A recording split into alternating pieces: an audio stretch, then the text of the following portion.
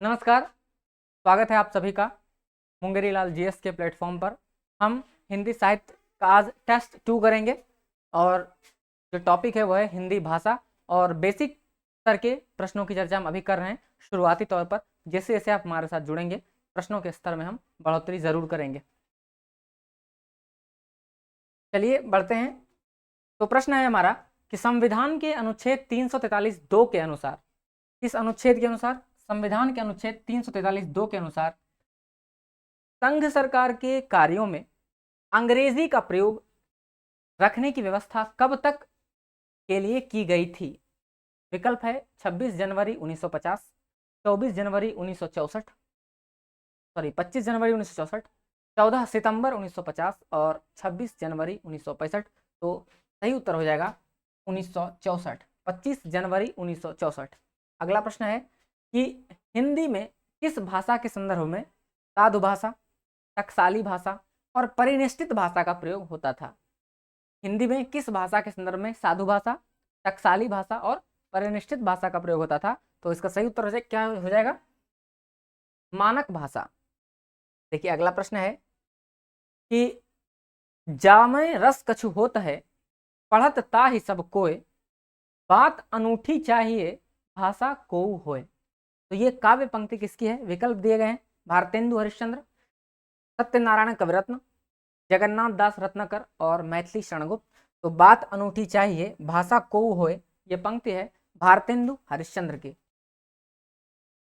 आगे बढ़ते हैं।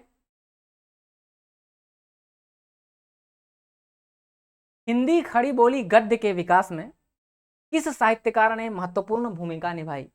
विकल्प है कि हिंदी खड़ी बोली गद्य के विकास में किस साहित्यकार ने महत्वपूर्ण भूमिका निभाई? विकल्प है सदल मिश्र, मिश्र बंधु, ग्रियर्सन और अमीर खुसरो। तो चार लोगों का नाम जरूर याद रखिए हिंदी खड़ी बोली के गद्य के विकास में। सबसे पहला तो यहाँ एक दिया हुआ है सदल मिश्र। सदल मिश्र की रचना से आप परिचित हैं, नासिके तोपाख्यान। फिर क्या है? दूसरा नाम आता है इंशा अल्लाह खां, इंशा अल्लाह खां। इनकी रचना है रानी केतकी की कहानी। उसके बाद है लल्लू लाल। लल्लू लाल की रचना से भी आप परिचित हैं। लल्लू लाल की रचना है प्रेम सागर, लल्लू लाल। और एक है मुंशी सदा सुखलाल, और मुंशी सदा सुखलाल की कृति है सुख सागर। तो इन चारों का नाम अपने को ध्यान में रखना है, मुंशी सदासुख लाल। ठीक है, तो इन चार लोगों का नाम आप खड़ी बोली गद्य में ध्यान में रखते हैं हम लोग। अगला प्रश्न है देखिए कि पाणिनि के किस ग्रंथ के द्वारा संस्कृत भाषा को एक रूपता देने का प्रयास किया गया है? विकल्प है अष्टाध्यायी, महाभाष्य, योग वशिष्ठ और बृहस्पति नीतिसार। तो सही उत्तर हो जाएगा जी हाँ, पाणिनिकृत अष्टाध्यायी। अगला प्रश्न है कि पुरानी हिंदी को, यह महत्वपूर्ण प्रश्न है, पुरानी हिंदी को किस भाषा का समानार्थक माना गया है? तो पुरानी हिंदी को जो है अपभ्रंश भाषा का समानार्थक माना गया है। नेक्स्ट है पश्चिमी हिंदी का उद्भव किस अपभ्रंश से हुआ है? किस हिंदी का, पश्चिमी हिंदी का उद्भव किस अपभ्रंश से हुआ है? विकल्प दिए गए हैं शौरसेनी, मागधी, अर्धमागधी और पैशाची। तो इसका सही उत्तर क्या हो जाएगा? जी हाँ, शौरसेनी अपभ्रंश। अगला प्रश्न देखिए कि पूर्वी हिंदी की बोलियां, पूर्वी हिंदी की बोलियां अपभ्रंश के किस रूप में विकसित हुई?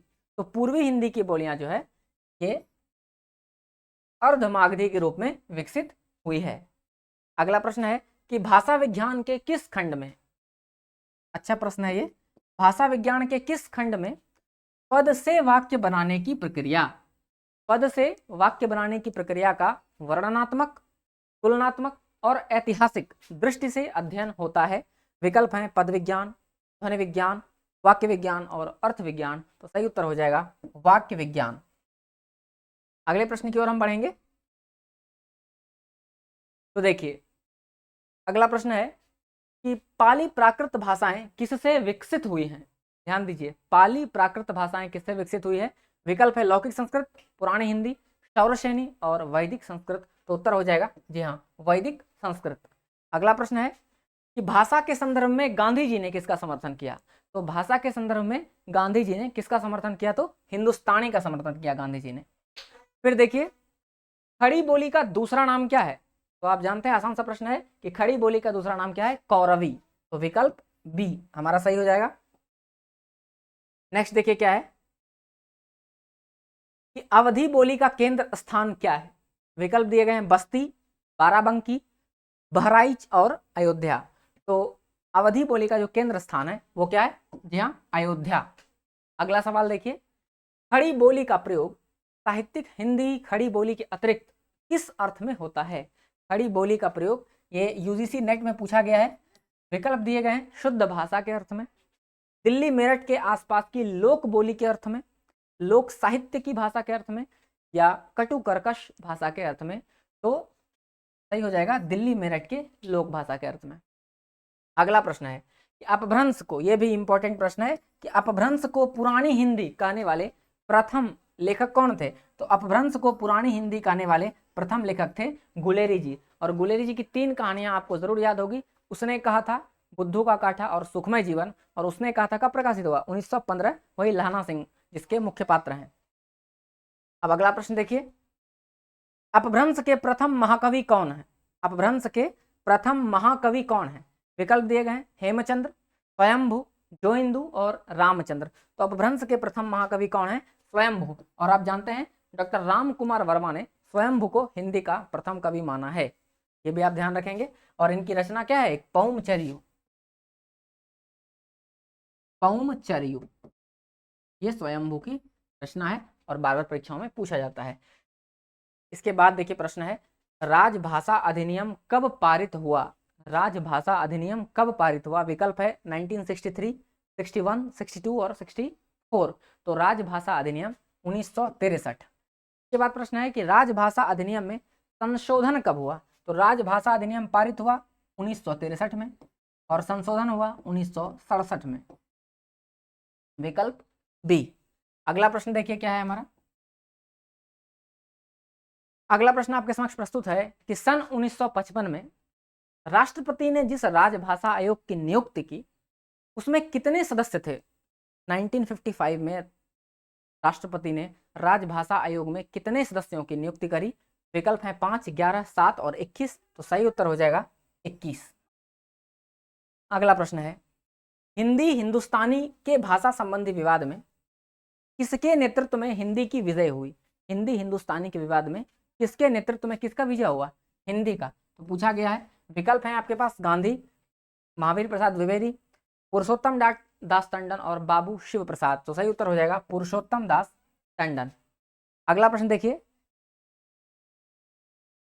पंडित किशोरी वाजपेयी ने 19वीं शताब्दी के पूर्वार्ध को किस युग के नाम से अभिहित किया। किसने, पंडित किशोरी दास वाजपेयी ने 19वीं शताब्दी के पूर्वार्ध को किस युग के नाम से अभिहित किया। विकल्प हैं भारतेंदु युग, लाल युग, खड़ी बोली हिंदी युग और आधुनिक युग।